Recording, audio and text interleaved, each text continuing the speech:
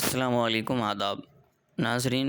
Unit 7 ہمارا مکمل ہو چکا تھا۔ آج کے اس ویڈیو میں ہم UGC نیٹ اردو کے یونٹ 8 کے تعلق سے پڑھیں گے غیر افسانوی نثر میں سے سوانح نگاری کے تعلق سے پہلے ہم پڑھیں گے۔ تو آئیے بلا کسی تاخیر کے ویڈیو شروع کرتے ہیں۔ پہلا سوال ہے، سوانح کس زبان کا لفظ ہے؟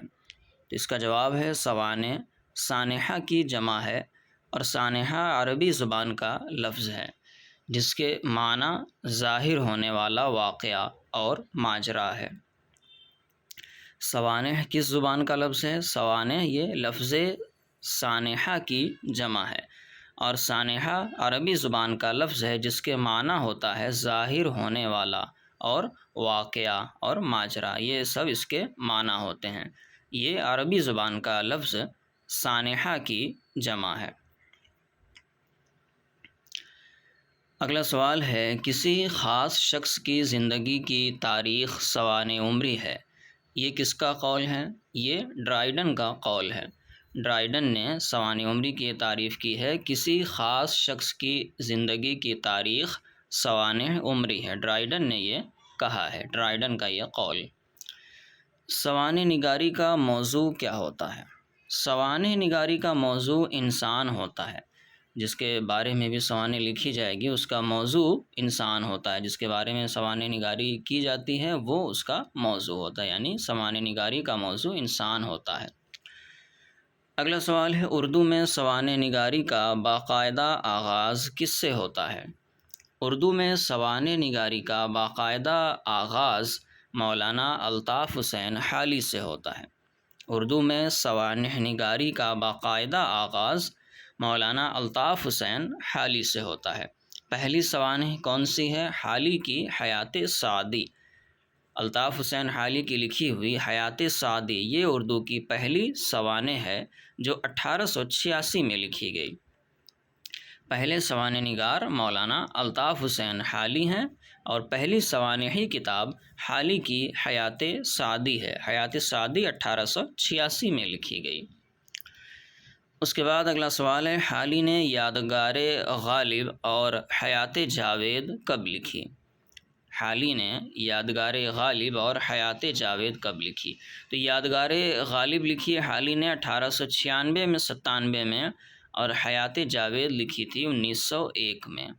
حالی نے حیات جاوید، جو ہمیں پڑھنا ہے سوانح نگاری کے تعلق سے، حیات جاوید وہ حالی نے لکھی تھی 1901 میں، اور یادگار غالب لکھی تھی 1896-97 میں، اور پہلی سوانحی کتاب حیات سعدی لکھی تھی 1886 میں۔ اس کے بعد جو ہمارا اگلا سوال کہ کچھ سوانح اور ان کے مصنف، آئیے کچھ سوانح اور ان کے مصنفین کے تعلق سے دیکھ لیتے ہیں کہ کون سی سوانح کس مصنف کی لکھی ہوئی ہے۔ تو اس میں سب سے پہلا منٹو، یہ ابو سعید قریشی کی لکھی ہوئی ہے۔ ابو سعید قریشی نے لکھا ہے منٹو، یہ سوانح ہے، منٹو ابو سعید قریشی نے لکھا ہے۔ اور امہات الامت، یہ سوانح ہے ڈپٹی نذیر احمد نے لکھی ہے، یہ سوانح ڈپٹی نذیر احمد کی لکھی ہوئی ہے۔ حیات شبلی اور عمر خیام، یہ سید سلیمان ندوی کی لکھی ہوئی ہے۔ حیات شبلی اور عمر خیام سید سلیمان ندوی کی لکھی ہوئی سوانح ہے۔ فقرائے اسلام، اقبال کامل، یہ عبدالسلام ندوی کی لکھی ہوئی سوانح ہے۔ ذکر غالب، یہ مالک رام کی لکھی ہوئی سوانح ہے۔ یادگار حالی، یہ صالحہ عابد حسین کی لکھی ہوئی سوانح ہے، یادگار حالی۔ اس کے بعد شبلی نامہ، غالب نامہ، یہ شیخ محمد اکرام کی لکھی ہوئی سوانح ہے، شبلی نامہ اور غالب نامہ۔ اس کے بعد جو ہمارا اگلا سوال ہے کہ حالی کی حیات جاوید کس کی سوانح عمری ہے؟ مرزا حالی نے جو سوانح لکھی، خواجہ الطاف حسین حالی نے حیات جاوید، یہ کس کی سوانح عمری ہے؟ یہ سر سید کی مفصل سوانح عمری ہے۔ حیات جاوید جو حالی نے لکھی ہے، 1901 میں لکھا تھا اس کو، حیات جاوید کو، اور یہ سر سید کی سوانح عمری ہے جو حالی نے لکھی ہے۔ حیات جاوید پہلی بار کب شائع ہوا؟ حیات جاوید پہلی بار 1901 میں نامی پریس کانپور سے شائع ہوا تھا۔ حیات جاوید سر سید کی سوانح عمری جو کہ حالی نے لکھی ہے، یہ پہلی بار 1901 میں نامی پریس کانپور سے شائع ہوا تھا۔ حالی نے حیات جاوید کتنے حصوں میں تقسیم کیا؟ حالی نے حیات جاوید کو 2 حصوں میں تقسیم کیا ہے۔ پہلا حصہ 6 باب پر مشتمل ہے۔ حالی نے حیات جاوید کو 2 حصوں پر تقسیم کیا ہے۔ پہلا حصہ 6 باب پر مشتمل ہے۔ حالی نے حیات جاوید لکھنا کب شروع کیا؟ تو حالی نے حیات جاوید مقدمہ شعر و شاعری جو 1893 کی اشاعت کے بعد لکھنا شروع کیا تھا، لیکن پوری توجہ 1894 میں دی تھی۔ حالی نے حیات جاوید 1893 میں مقدمہ شعر و شاعری کے اشاعت کے بعد لکھنا شروع کیا، لیکن اس پر پوری توجہ 1894 میں دی تھی۔ 1894 میں اس پر پوری توجہ دی تھی۔ حیات جاوید کو سر سید کی مدلل مداحی اور کتاب المناقب کس نے کہا ہے؟ حیات جاوید کو سر سید کی مدلل مداحی اور کتاب المناقب یہ شبلی نعمانی نے کہا ہے۔ حیات جاوید شاید اردو کی بہترین سوانح عمری ہے۔ اس کا بہترین وصف یہ ہے کہ یہ جامع ہے۔ اس میں سر سید کی زندگی کے جزیات اور دور حیات کے متعلق دلچسپ اور نجی شخصی معلومات جمع ہیں۔ کس کا قول ہے یہ؟ حیات جاوید کے تعلق سے یہ کس نے کہا کہ حیات جاوید شاید اردو کی بہترین سوانح عمری ہے۔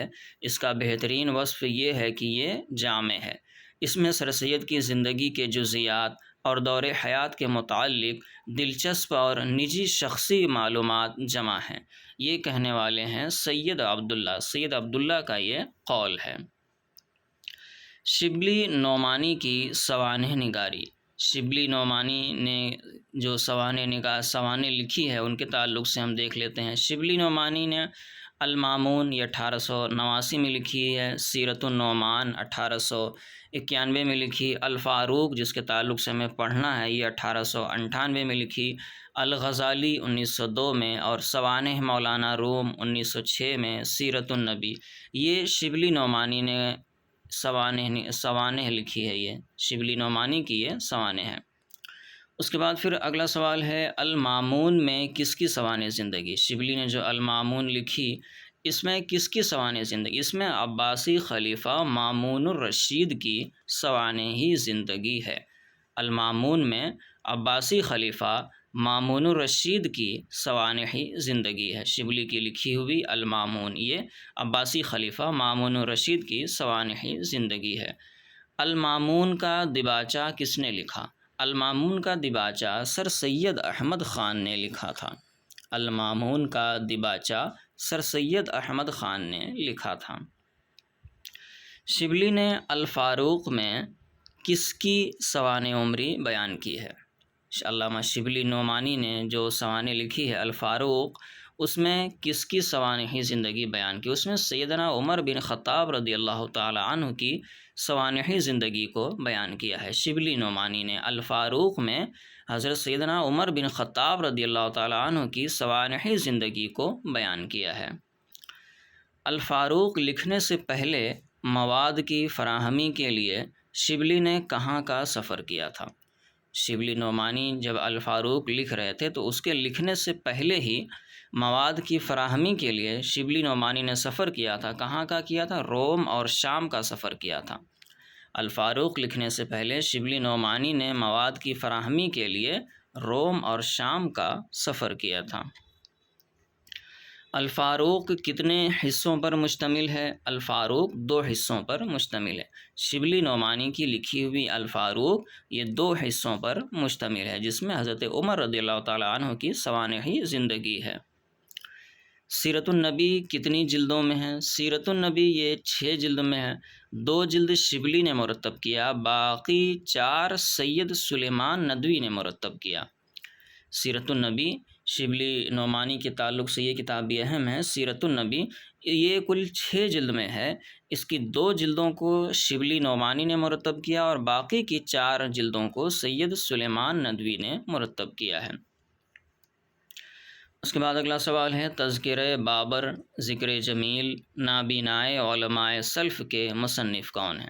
یہ 3 کتابیں، تذکرہ بابر، ذکر جمیل، نابینائے علماء سلف، ان تینوں کتابوں کے مصنف کا نام حبیب الرحمن خان شیروانی ہے۔ حبیب الرحمن خان شیروانی کی لکھی ہوئی یہ تینوں کتابیں ہیں، تذکرہ بابر، ذکر جمیل، نابینائے علماء سلف۔ سوانح نگاری کے تعلق سے سوالات یہاں پر پورے ہوئے۔ اب اس کے بعد آگے ہم کو پڑھنا ہے خود نوشت کے تعلق سے، تو آئیے اس کے تعلق سے بھی بلا کسی تاخیر کے ویڈیو آگے بڑھاتے ہیں۔ اس میں سب سے پہلا سوال یہ ہے، کسی شخص کی حالات زندگی جب کوئی دوسرا شخص لکھے تو اسے سوانح نگاری کہتے ہیں، اور جب کوئی شخص اپنی حالات زندگی خود لکھے اسے کیا کہتے ہیں؟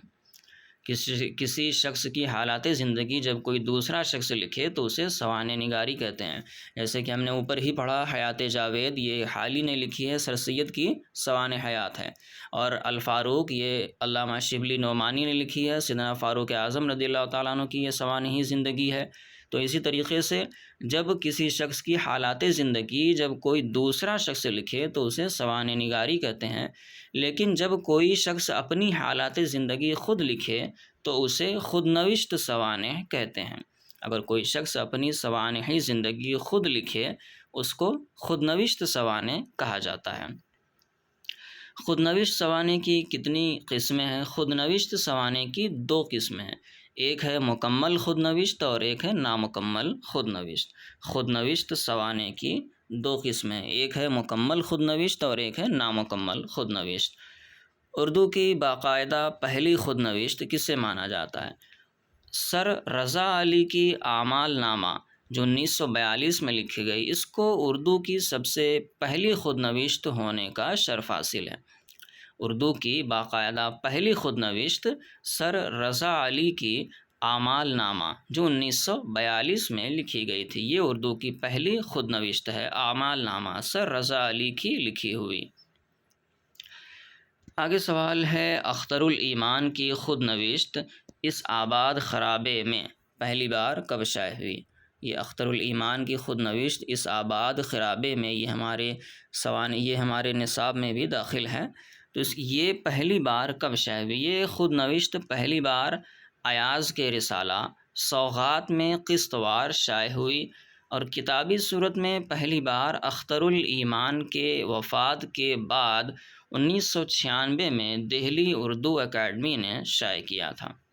اختر الایمان کی لکھی ہوئی خود نوشت اس آباد خرابے میں پہلی بار ایاز کے رسالہ سوغات میں قسط وار شائع ہوئی، اور کتابی صورت میں پہلی بار اختر الایمان کے وفات کے بعد 1996 میں دہلی اردو اکیڈمی نے شائع کیا تھا۔ 1996 میں پہلی بار دہلی سے شائع ہوا تھا اس آباد خرابے میں اختر الایمان کی لکھی ہوئی خود نوشت۔ اس آباد خرابے میں اس خود نوشت میں یہ خود نوشت کتنے ابواب پر مشتمل ہے؟ اس آباد خرابے میں 15 باب پر مشتمل ہے۔ اس آباد خرابے میں یہ خود نوشت 15 باب پر مشتمل ہے۔ اس کا مقدمہ کس نے لکھا؟ اس آباد خرابے میں اس کا مقدمہ سلطانہ ایمان، اختر الایمان کی جو بیوی ہیں انہوں نے لکھا ہے۔ اس آباد خرابے میں کا مقدمہ اختر الایمان کی بیوی سلطانہ ایمان نے لکھا ہے۔ اس آباد خرابے میں کا پیش لفظ کس نے لکھا؟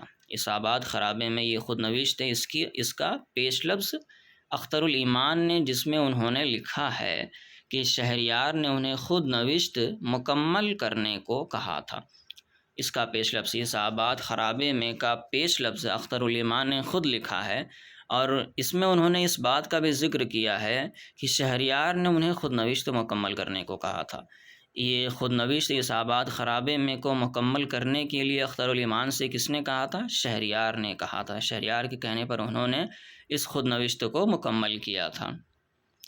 اختر الایمان نے اس آباد خرابے میں کے کس باب میں اشفاق کا ذکر کیا ہے جس کی شاعری سن کر انہوں نے شاعری شروع کی تھی؟ اختر الایمان نے اپنی خود نوشت اس آباد خرابے میں اس میں کس باب میں اشفاق کا ذکر کیا؟ اور یہ اشفاق کون ہے؟ تو اشفاق یہ وہی ہیں جس کی شاعری سن کر انہوں نے شاعری شروع کی تھی۔ تو اس سے یہ بھی سوال بن سکتا ہے کہ اختر الایمان نے کس کی وجہ سے یا کس کی شاعری کو سن کر کے شاعری شروع کی تھی؟ تو وہ اشفاق تھے، اشفاق کی شاعری کو سن کر اختر الایمان نے شاعری شروع کی تھی۔ اور اشفاق کا ذکر اختر الایمان نے اپنی خود نوشت اس آباد خرابے میں کے 8ویں باب میں کیا ہے۔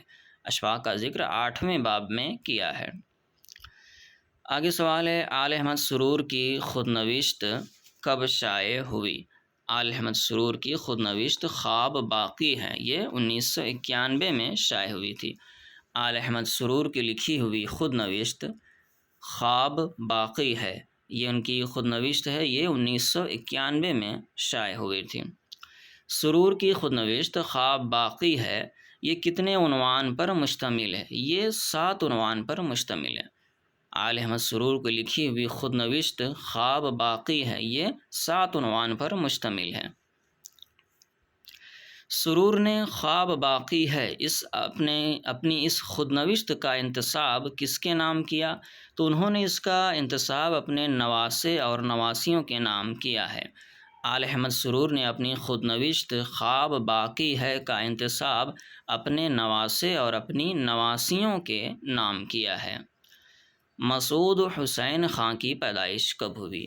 مسعود حسین خان کی پیدائش 1919 میں قائم گنج فرخ آباد میں ہوئی تھی۔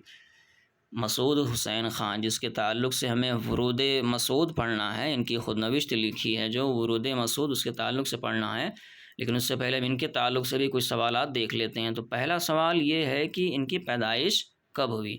تو مسعود حسین خان 1919 کو قائم گنج فرخ آباد میں پیدا ہوئے اور ان کا انتقال سن 2010 عیسوی میں ہوا تھا۔ 1919 میں پیدا ہوئے اور 2010 عیسوی میں ان کا انتقال ہوا تھا۔ مسعود حسین خان کو ساہتیہ اکیڈمی ایوارڈ کب ملا تھا؟ مسعود حسین خان کو 1984 میں ساہتیہ اکیڈمی ایوارڈ ملا تھا۔ 1984 میں مسعود حسین خان کو ساہتیہ اکیڈمی ایوارڈ ملا تھا۔ روپ بنگال دو نیم، یہ کس کا شعری مجموعہ ہے؟ روپ بنگال اور دو نیم، یہ 2 شعری مجموعے ہیں، روپ بنگال اور دو نیم، یہ مسعود حسین خان کے لکھے ہوئے شعری مجموعے ہیں۔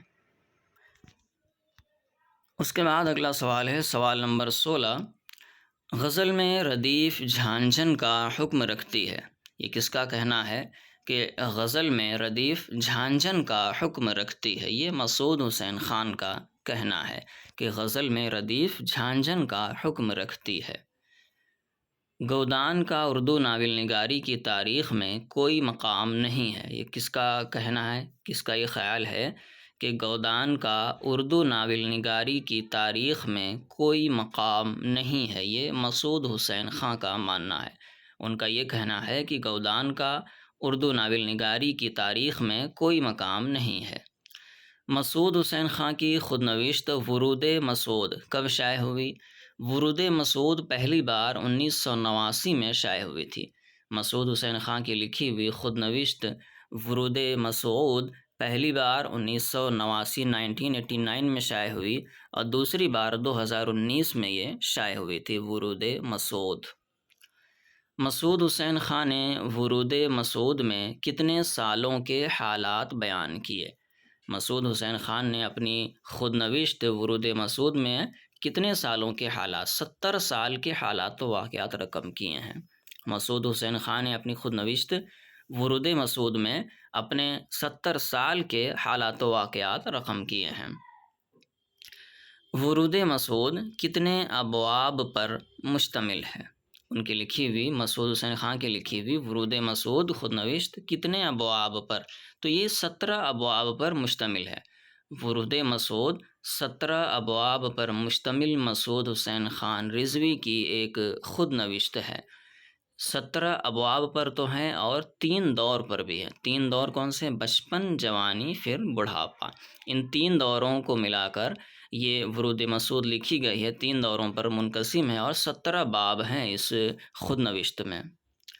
لیکن دوسرے ایڈیشن میں 18 باب ہیں، یہ پہلے ایڈیشن کی بات ہو رہی ہے۔ پہلا ایڈیشن جو 1989 میں 1989 میں شائع ہوا تھا اس میں 17 باب تھے، لیکن جو 2019 کا ایڈیشن ہے ورود مسعود کا، اس میں 18 باب ہیں۔ ما بدولت، اب یہاں پر خود نوشت دیکھ لیتے ہیں، کچھ مشہور خود نوشت کس کی لکھی ہوئی ہے۔ تو سب سے پہلے ما بدولت، یہ خود نوشت ہے شوکت تھانوی کی لکھی ہوئی، ما بدولت۔ اور آپ بیتی، یہ ہے خواجہ حسن نظامی کی لکھی ہوئی، آپ بیتی۔ یادوں کی بارات، یہ خود نوشت جوش ملیح آبادی کی ہے، یادوں کی بارات جوش ملیح آبادی کی لکھی ہوئی خود نوشت ہے۔ آشفتہ بیانی میری، یہ رشید احمد صدیقی کا لکھا ہوا، یہ ان کا خود نوشت ہے، رشید احمد صدیقی کی یہ خود نوشت ہے۔ جستجو کیا ہے، یہ انتظار حسین کی خود نوشت ہے۔ اپنی تلاش میں، یہ خود نوشت کلیم الدین احمد کی ہے، کلیم الدین احمد کی خود نوشت اپنی تلاش میں۔ گرد راہ، یہ خود نوشت ہے اختر حسین رائے پوری کی، اختر حسین رائے پوری کی لکھی ہوئی خود نوشت ہے گرد راہ۔